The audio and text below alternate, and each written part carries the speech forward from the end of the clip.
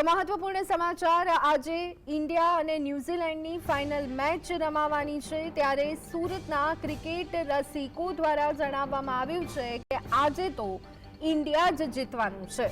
ઉજવણી જેવો માહોલ સુરત શહેરની અંદર જોવા મળી રહ્યો છે। બપોરે મેચ ચાલુ થયા બાદ સુરતના રસ્તાઓ સુમસામ જોવા મળશે તો સુરતવાસીઓમાં અત્યારે હાલ ઉત્સાહ જોવા મળી રહ્યો છે। ફાઇનલને લઈ અને શહેરમાં ઉજવણી જેવો માહોલ જોવા મળી રહ્યો છે।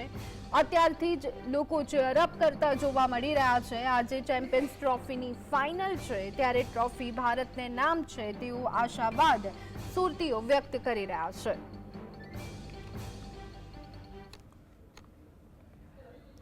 તો આ અંગે અત્યારે હાલ કેવો માહોલ છે, લોકો શું કહી રહ્યા છે, ક્રિકેટ રસિકો કેટલા ઉત્સાહિત છે તે તમામ બાબતો જાણવાનો પ્રયત્ન કરીએ। સંવાદદાતા સાહિસ અમારી સાથે જોડાઈ ગયા છે। સાહિસ, મેચને લઈ અને કેટલો ઉત્સાહ સુરતીઓમાં જોવા મળી રહ્યો છે?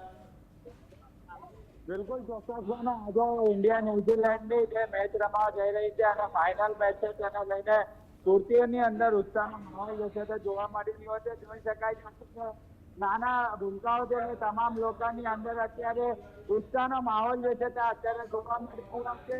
જીતેગા ભાઈ ઇન્ડિયા જીતેગા એવા નારાની સાથે અત્યારે સુરતવાસીઓ જે છે તે ગુંજી ઉઠ્યા છે। ત્યારે લોકો જોડે આપણે વાત કરવાનો પ્રયત્ન કરી રહ્યા છે। કેવો માહોલ છે આજે?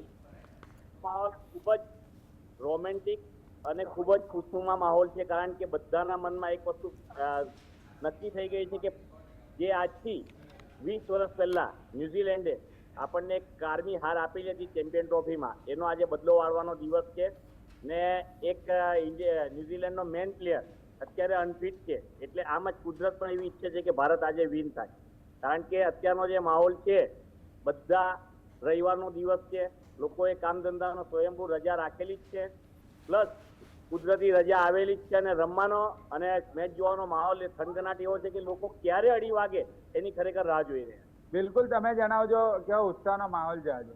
એ હિસાબે બધાને ખબર જ છે કે આજે ઇન્ડિયા અને ન્યુઝીલેન્ડની ફાઇનલ મેચ છે અને કોઈ નાની મોટી મેચ નહીં કહેવાય। ચેમ્પિયન ટ્રોફી એટલે બહુ મોટું કપ કહેવાય।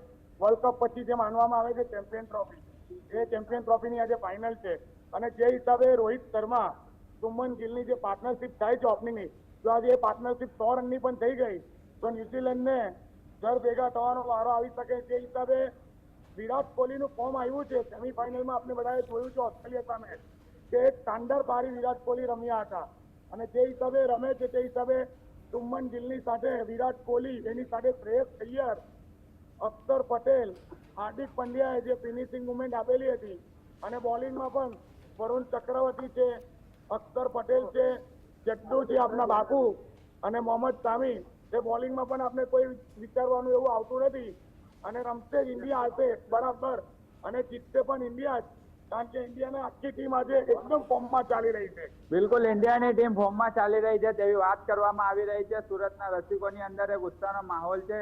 તમે જણાવજો કેટલો ઉત્સાહ છે આજે મેચ જોવાને લઈને? આજની જે ફાઇનલ છે એમાં અમે લોકો બરાબર ઉત્સાહમાં તો છે પૂરેપૂરા, અને અમે મોટું આયોજન પણ કર્યું છે બધા સાથે મેચ જોઈ એના માટે અમારા કાશીનગર સોસાયટીમાં।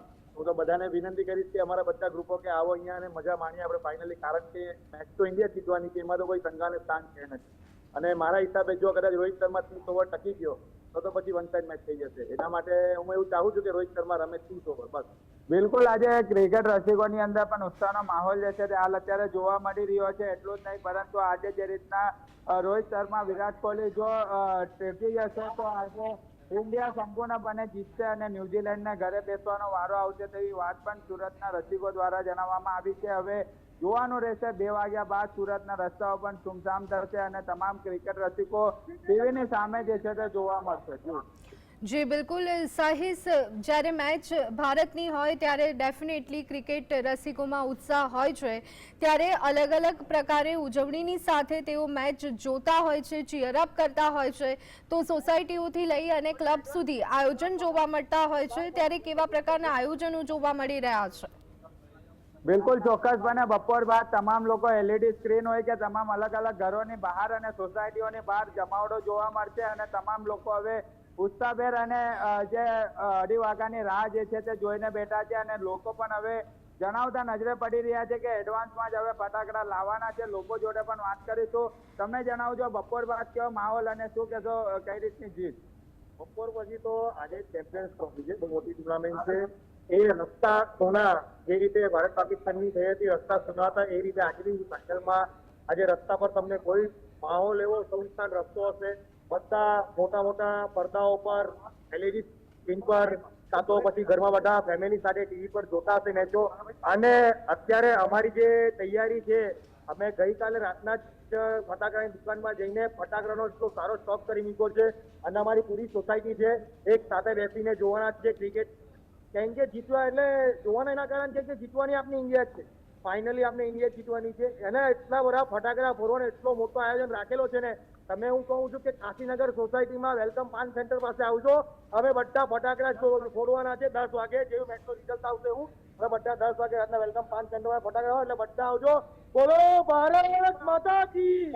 બિલકુલ જોઈ શકાય છે ફટાકડાનો સ્ટોક પહેલાથી જ કરી રાખવામાં આવ્યો છે. ન્યુઝીલેન્ડની સામે જે રીતના ભારતનો જે વિજય થશે તેવી વાત જે છે તે સુરતીઓ દ્વારા જણાવવામાં આવી છે. અને અત્યારે તમામ જે ક્રિકેટ રસિકો હોય કે નાના નાના યુવાનો હોય, બાળકોની અંદર પણ ઉત્સાહનો માહોલ ચોક્કસપણે ધ્વનિ જોવા મળી રહ્યો છે. એટલે કે 2 વાગ્યા બાદ સુરતના સોસાયટી હોય કે પછી તમામ જે પડદાની સામે જે છે તે ક્રિકેટ રસિકો મેચ જોશે. અને જે મેચ પૂર્ણ થયા બાદ ઇન્ડિયાનો જો વિજય થયા હોય તો ત્યારબાદ ફટાકડા ફોડી જે રીતના ઉજવણીનો માહોલ જે છે તે સુરત શહેરની અંદર જોવા મળશે.